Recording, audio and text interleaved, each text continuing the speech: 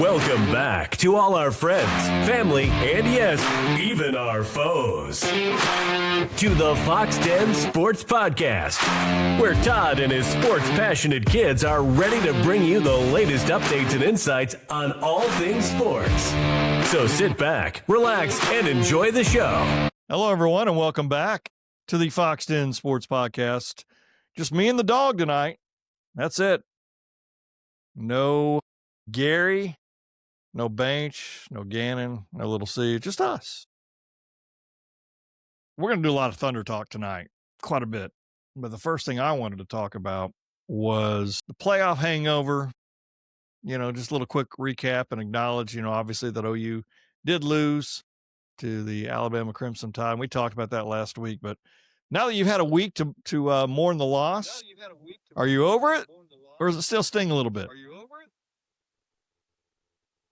I mean, it still stings, but I was over it pretty quickly just because I knew we exceeded expectations that we had going into the season. Obviously, I wanted to win that game. I think we should have won that game, but I'm still happy with how the season turned out. Quick turnaround compared to last season. Hopefully, we can keep building on that. So, definitely over it, but it does sting when I think about it, just how happy we were for one quarter. Exactly. That was a very good quarter, but couldn't keep it up. Real quick, just to go over a few things. There's been some departures. I know there's a lot of folks with the transfer portal open right now. Javonte Barnes, just to name a few. Javonte Barnes, Jacob Sexton. Is this a house cleaning, do you think, to retool? Or is there any cause for concern with some of these guys that are leaving? I think we'll be fine. I think it'll just be to retool. I think people that didn't feel like they were going to get their time to shine or things like that might have left, but I think anybody that Venables wants and really uses is still going to be there. So I have trust and faith in him, especially at least on the defensive side of keeping everything going and keeping these guys building every year and really growing his own players. Right. Well, I know the Auburn wide receiver, 5-star receiver, Cam Coleman, he announced he is going into the portal. I know we're one of the 3 teams that he is looking at. How do you think he would team up with John Mateer? How do you think that combo would work out?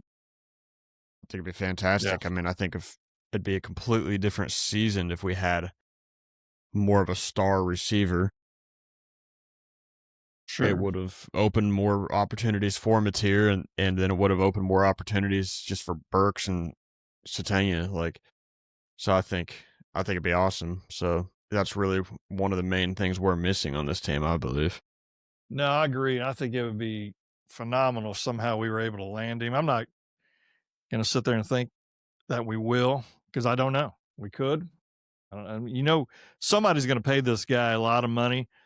And my thoughts are I would rather disperse that money out to 4 or 5 different players than have one player like we did with Jay Knott this past year. We gave him a lot of money and did not get anything in return, unfortunately. But, we saw our defense wear down in the second half against Alabama. Any kind of portal fixes? I know we kind of talked about it a little bit last week, but any kind of positions on that end are you hoping to see us able to land? I mean, I'm sure we could use another linebacker or 2 for depth, maybe some corners, but Gilry grew before our eyes this season. At first we were kind of complaining about him or worried about him. So really, portal-wise, I'm not too worried about defense. I'm more just focused on offense for that. I think we got a good setup on defense, and I think I like what Venables is able to do with guys that he recruits, and just really, when you got 3 or 4 years under Venables and in his defense, you're going to be a completely different player at that 4th year than if we go get a guy that's played 2 or 3 years somewhere else. Yeah. And then try to turn him to Venables' schemes. But I'm sure there's guys out there that would be good. Some of them are just natural, but I think the homegrown guys with Venables is what we need to focus on. 100%. Keep those guys that we have in-house, so we know they're going to hopefully be there, and they've already been in the system.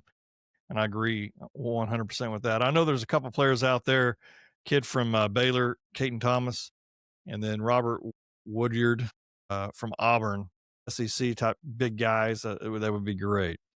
But let's move on to one of our favorite topics that we haven't been able to talk about, haven't really talked about at all.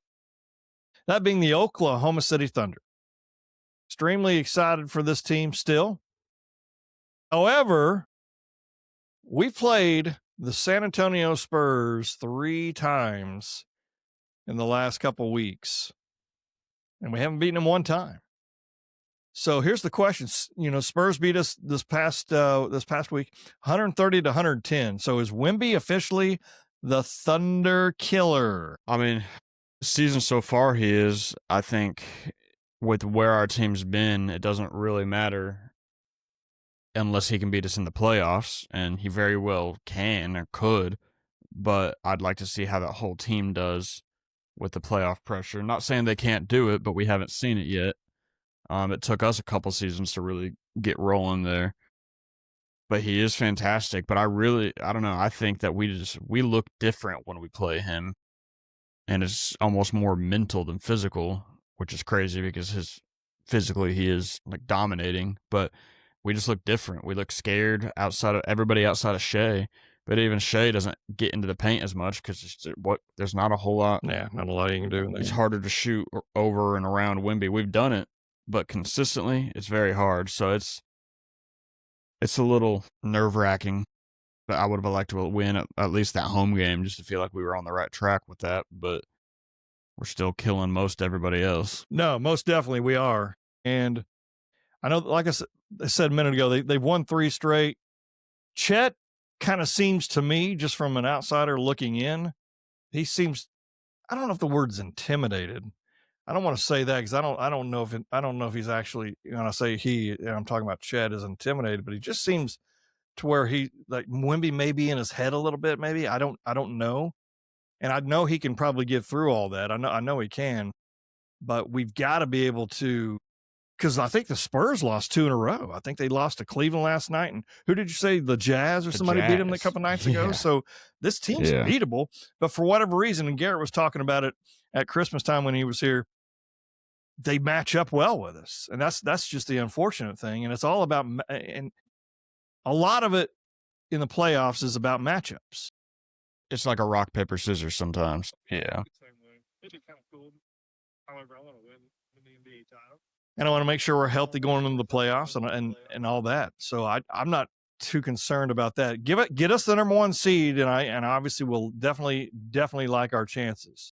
But I know we beat Atlanta last night, and early on, dadgum, I mean, they scored, 74 points the first half. So any concern there? What is it? What do you think's happening with that? Because I think San Antonio drilled us for 70+ points as well that first game, or that last game we played them. I just feel like every game we're losing or every game that's close, teams are killing us from 3-point, outside of the Spurs, who kind of hit a lot, but they also hit a lot more threes than they usually do against us. I don't know. Sometimes I feel like we live and die by the steal, and it's like if we're not stealing it, we're trying to help the guy that's driving to the paint, and then that guy dishes it out to the guy open for 3, and our closeout's too slow. Like, I feel like sometimes it looks like we did against the Mavericks a couple years ago in the playoffs when we had no perimeter defense. And I know we do, but I just feel like we're so focused on trying to get turnovers that we just don't play good regular defense at all times. And so here's some games coming up this week. But, well, I say this week till the next time. There'll be 3 more games. So we'll play Portland tomorrow night on New Year's Eve. And Friday, we're at Golden State. Sunday, we're at Phoenix. And then most likely we'll have a podcast next Monday. But of those 3 games, I mean, I don't want to say that scared. None of them, I think we can win. I think we should be 3-0 after this. We should. I mean, outside of the Spurs, we only have lost games on the second night of a rough back-to-back. Yeah. So I think with these, Trailblazers beat us once, but every other game that was kind of a scheduled loss. Everybody was saying it before the game even happened that it felt like it could be. Yeah. Outside of that, we've smoked them the other 3 times we've played them. We've beat up on the Warriors. They're not looking great. Curry's still fine, but he's the only guy on that team really scoring. And then the Suns, I mean, it'll be a fight, but we seem to pull out the win in the end against them every time. Like, it looks close for a little bit, but we get them riled up and get them in foul trouble, and Dylan Brooks gets all ticked off playing us, and we have no problems. So we should be 3-0, but stranger things have happened this month, apparently. No, 100%. I just want to see our defense intensity pick up. I like to say it playoff caliber, but go ahead. So I was going to say, I want to see our defensive intensity pick up just in the terms of covering your guy. Even if you can't get the steal, just make that shot tough. Like, yeah, we got guys that can get some great steals, but sometimes you just got to make them jack up a shot and get the rebound. That's just as good as a turnover. How many threes did Atlanta have last night made? Do you remember?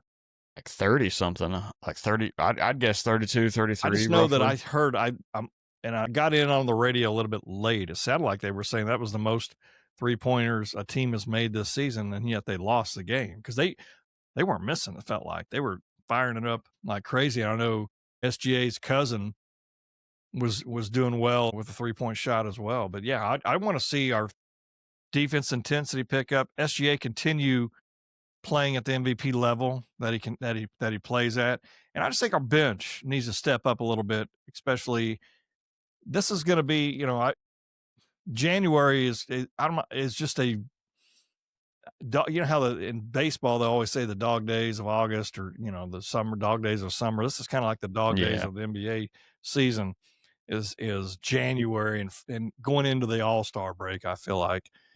And then after that, it kind of ramps back up again. So I'm not sure. Did you look that up by chance? They said 25. Okay. I would have bet $1 million that at one point they said they had 29 on the TV, but I guess not. But yeah, still, 25 is a lot of threes. That's 75 points. We hit 12. So they were every time we were. I mean, by the end we were keeping that lead pretty good, especially when Shea came back in the fourth quarter. But yeah, they were every time we were trying to pull away, they just hit another three just to keep it within range that Shea couldn't sit out for the whole fourth quarter. They kept it close enough, and which is crazy that's almost like we're like, dang, Shea shouldn't have played in that fourth quarter at all. Like, that's how we judge some of our games. But I don't know. He came back in, immediately hit a three to. Yeah, we were up by 5, up by 8, and we're like, all right, he's got us. He puts the team on his back. Yeah. Any injury updates? I know Jay Will's been out, Hartenstein a little banged up, and then obviously I know I want to see a little bit more of Wiggins playing. I know he played a little bit last night, but I'd love to see a little bit more of Wiggins. But I'm just trying to figure out what, if you know of anything that's kind of going on with these injuries. Hartenstein is day to day right now. We'll see. I wouldn't be surprised if they rest him one more day, especially with the Trailblazers, because every time we've beat the Trailblazers or played the Trailblazers, we're missing somebody, and I think one of those times we were missing Dub and Hartenstein probably, but he's got a left soleus strain. Don't even know what that is. Jay Will's been out with a heel. Yeah. I don't know. I don't see a time frame. And then Barnheiser and Zhang, but yeah, Zhang missed. Yeah, not too worried about them. They're the kind of guys we'll wait till they're 100%, because no offense to them, they're not as detrimental to the team. So we'll wait till they're 100%. But outside of that, I don't see anything as of yet. Honestly, the injury reports usually seem to update the day of the game, so I'm always surprised when I see somebody pop up on there. But I don't remember noticing anybody looking like they got hurt this game. So I think Chet always scares me when he takes those big old falls and spills, but he always gets back up. Nah, I agree 100% with that. He's got to stay healthy. This team's got to stay healthy. And I get they may be resting some of these players. If this were the playoffs, I'm going to guess some of these guys would probably be playing, since it would mean obviously a lot more than what it is right now, right? So we've got to get that. I think we're just very cautious. Yeah. Yeah, 100%. And we should be. And we should be. Who are your top 4 teams in the NBA right now? Who would you say are the top 4? I'd still put us number 1. I know in the power rankings, Spurs one above us, but then they lose 2 straight. They just play their hearts out. We're their NBA Finals right now, so I'd still put us number 1. I'd put Nuggets number 2, but Jokic is out for at least 4 weeks, potentially 8. Granted, when he's in, they'll be fine, but it's just going to be interesting to see. Right now, 4 of their starters are hurt.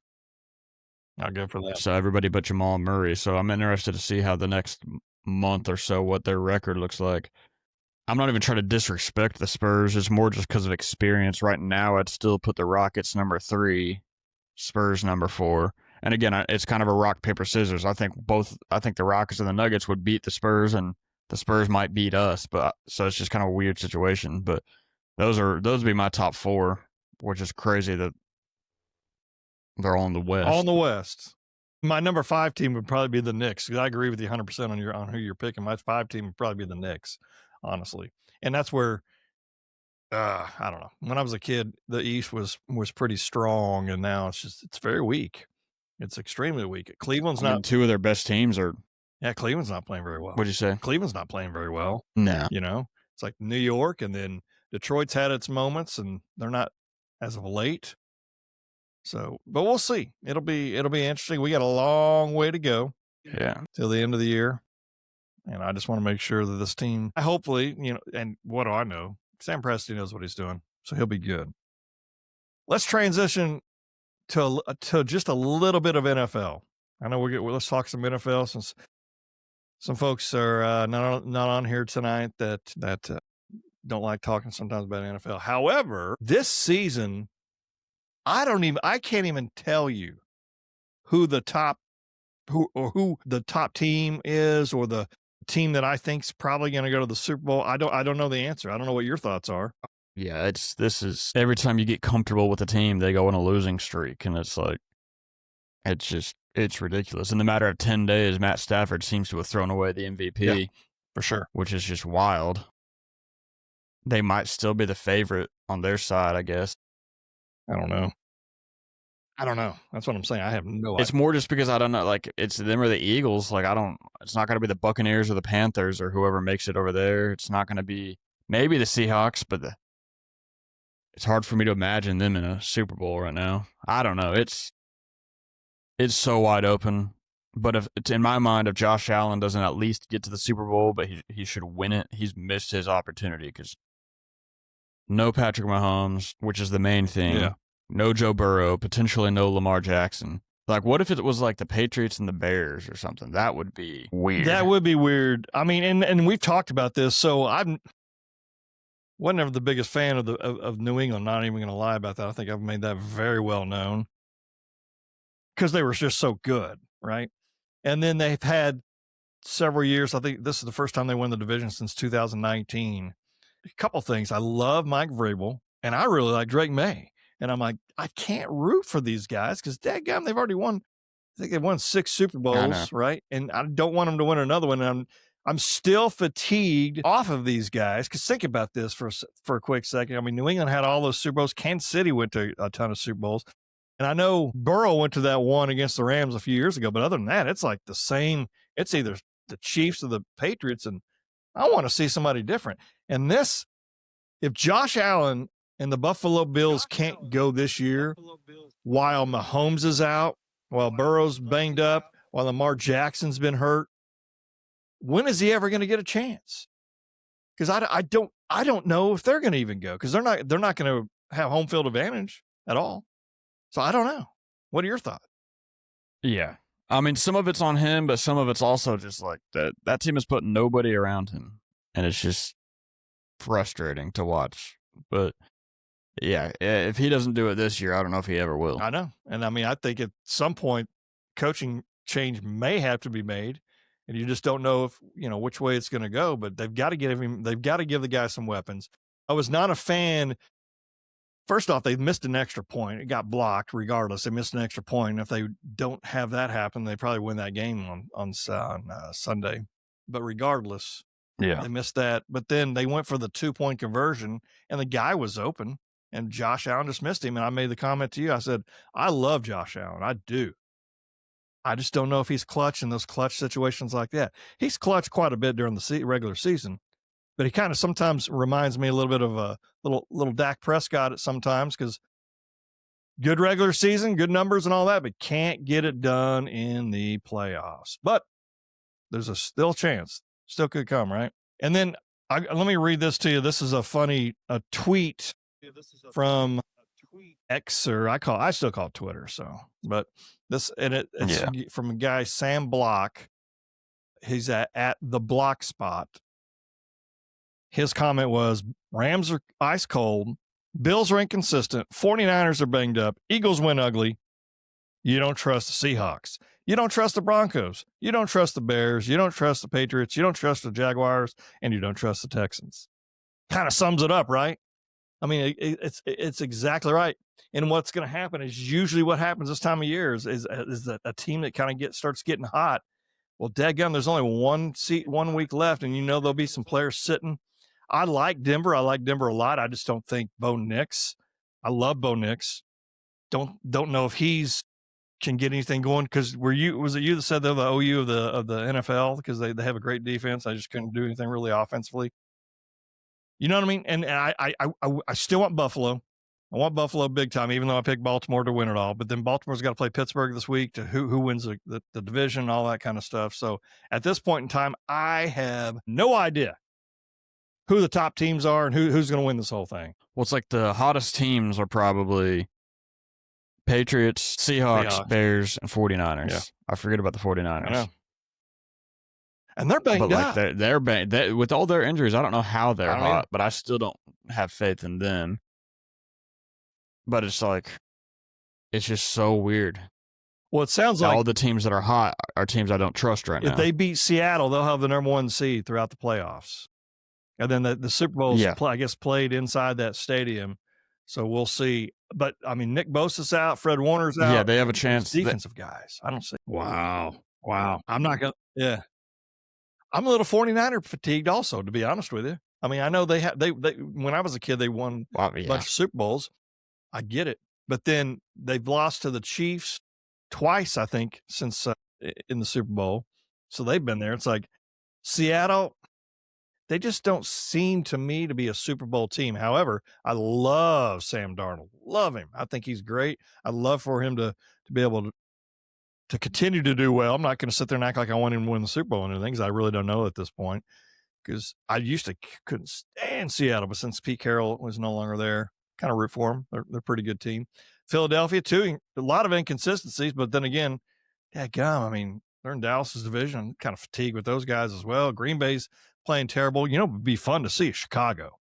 I think Chicago would be a fun team to watch. And they gave the 49ers all they could the other night, and then they made that and you and I talked about just a terrible play call at the end.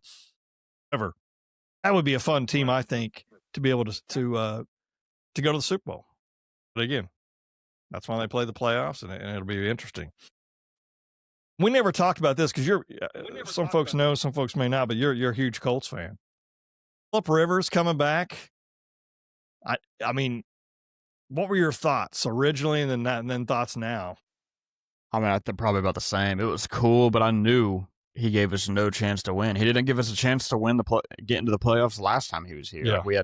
We did nothing with him, so I don't know why you'd expect a guy that's been retired for 5 years to be any better. And he was good, better than some of the guys in the NFL right now, which is ridiculous. But I just thought it was ridiculous. You got 2 young quarterbacks.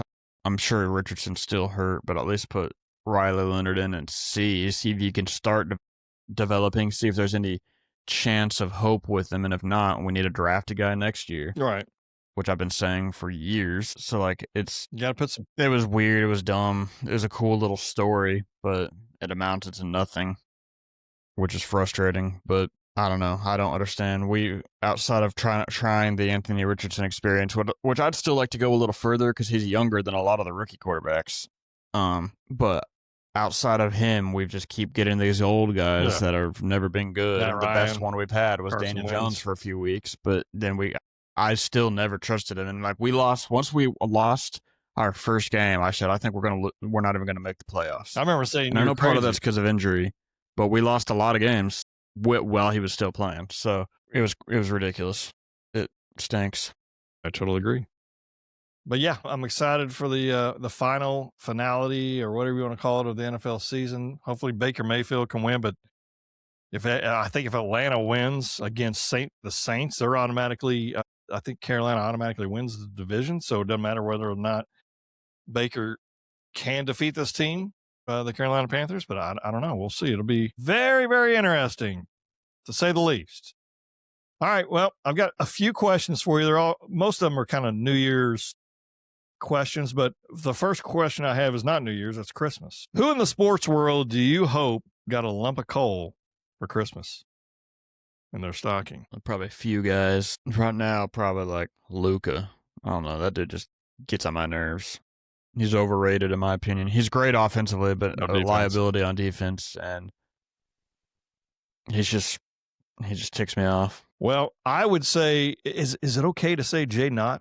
You know, I mean, hey man, thanks for taking a lot of money from us and not producing for whatever reason. I just really just still literally doing nothing. Still ticks me off.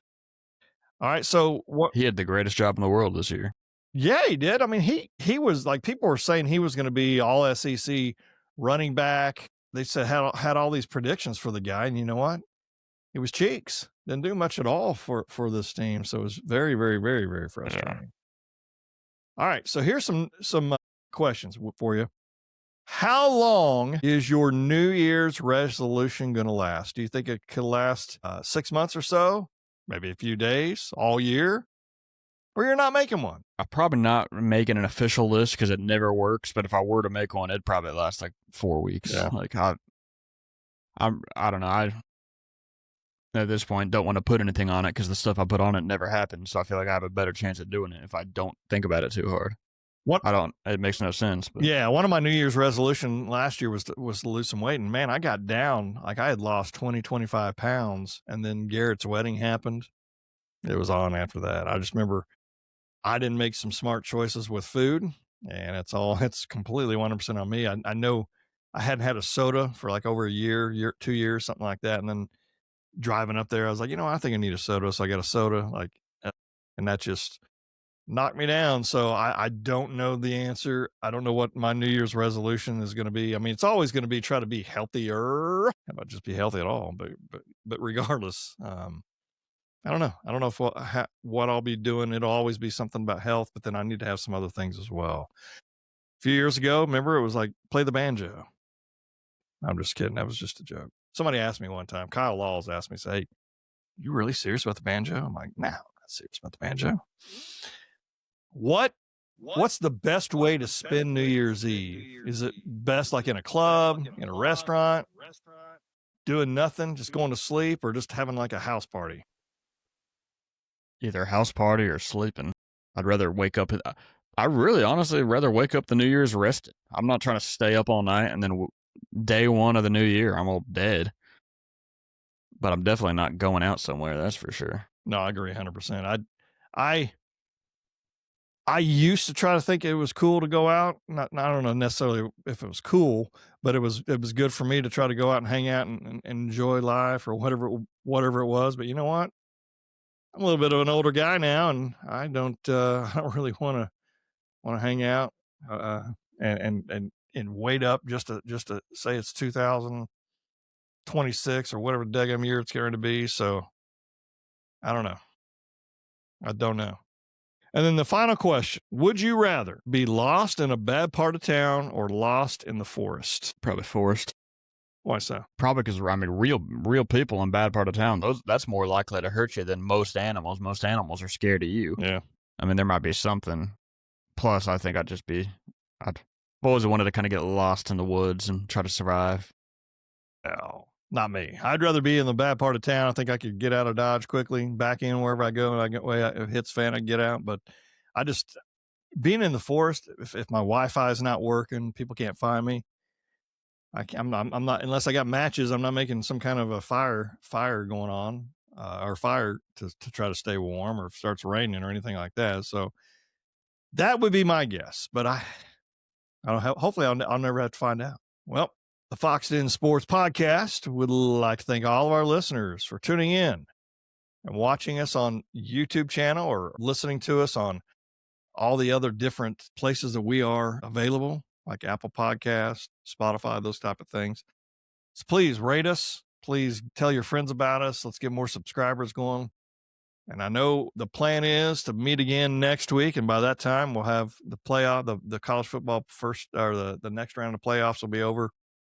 And we'll have some more discussion to go on. But for this time of year, it'll probably be a lot of Thunder talk, and it'll be a lot of, hopefully, some more NFL talk. Because I know there's some people on the podcast that like to talk about that.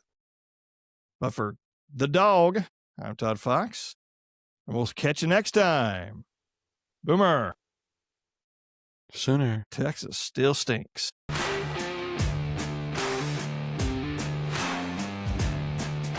Thank you for listening to the Fox Den Sports Podcast.